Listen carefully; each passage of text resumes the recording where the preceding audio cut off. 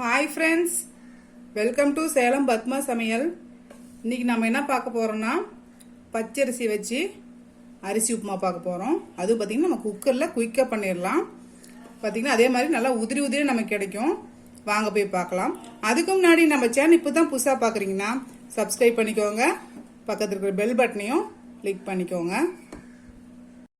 இப்போ இந்த அரிசி குருணை எப்படி பண்ணுறதுன்னு பார்த்தீங்கன்னா, நம்ம பச்சரிசி உங்களுக்கு தேவையான அளவுக்கு எடுத்துக்கோங்க. நல்லா வந்து 1-2 வாட்டி நல்லா அலசிட்டு ஒரு துணியில் வெயிலையும் நிழலையும் நீங்கள் நல்லா காய வச்சுருங்க. காஞ்சதுக்கப்புறம் மிக்சியில் போட்டு இந்த மாதிரி ரவை மாதிரி உடைச்சா நமக்கு அரிசி ரவை ரெடி. இப்போ பாருங்கள், நான் குக்கர் வச்சுருக்கேன். இதில் ஒரு 3 டீஸ்பூன் அளவுக்கு எண்ணெய் ஊற்றிக்கலாம். இப்போ ஆயில் ஹீட் ஆயிடுச்சு. நான் ஒரு டேபிள் ஸ்பூன் அளவுக்கு உளுத்தம்பருப்பு வச்சுருக்கேன், அதை போட்டுடலாம். ஒரு டேபிள் ஸ்பூன் கடலைப்பருப்பு, 1/2 டீஸ்பூன் அளவுக்கு கடுகு.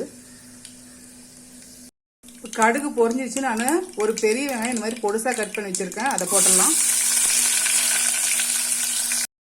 இதில் 2 காஞ்ச மிளகாயும் ஒரு பச்சை மிளகாயும் கட் பண்ணி வச்சுருக்கேன். ஒரு காரத்துக்கு தகுந்த மாதிரி நீங்கள் போட்டுக்கோங்க. சின்ன துண்டு இஞ்சி இந்த மாதிரி பொடுசாக கட் பண்ணி வச்சுருக்கேன், அதை போட்டுடலாம். 2 கொத்து கருவேப்பிலை போய் இதை நல்லா வதக்கிக்கலாம்.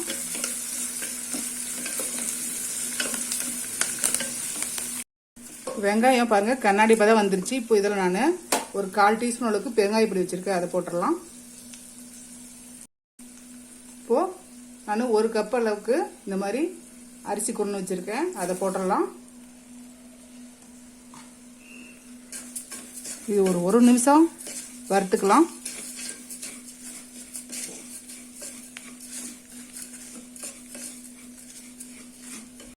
இப்போ இதுக்கு தண்ணி பார்த்தீங்கன்னா மெஷரிங் கப்பில் 2 கப் அளவுக்கு தண்ணி வேணும்.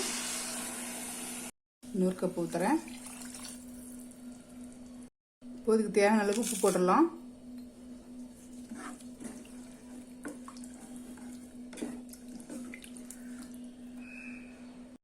இப்போ தேங்காய் துருவல் பார்த்திங்கன்னா நான் ஒரு 4 டேபிள் ஸ்பூன் அளவுக்கு துருவி வச்சுருக்கேன், அதையும் போட்டுடலாம். போட்டு நல்லா கலந்து விட்டுடலாம்.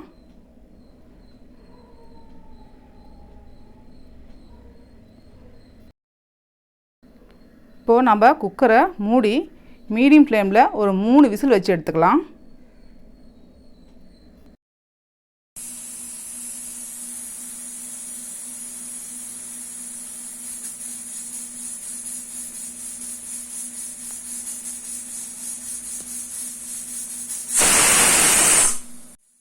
இப்போ குக்கரு 3 விசில் வந்துருச்சு. விசில் அடங்கட்டும், பார்க்கலாம். இப்போ ஓப்பன் பண்ணலாம். சூப்பராக ரெடி ஆயிடுச்சு. நம்ம அரிசி உப்புமா பாருங்கள் நல்லா ரெடி ஆயிடுச்சு. பாருங்கள் ஒட்டாமல் நல்லா நமக்கு பொல பொலன்னு வந்திருக்கு. நம்ம இந்த அரிசி வறுத்து பண்ணனால தான் வந்து உங்களுக்கு இந்த மாதிரி வருது. இது பார்த்திங்கன்னா நல்லா சாம்பார் சட்னி சர்க்கரை இதோடு வச்சு சாப்பிடும்போது நல்லா டேஸ்ட்டாக இருக்கும். சூப்பராக நம்ம அரிசி உப்புமா ரெடிங்க. இந்த வீடியோ உங்களுக்கு பிடிச்சிருந்தாக்கா லைக் பண்ணுங்கள், ஷேர் பண்ணுங்கள், கமெண்ட் பண்ணுங்கள்.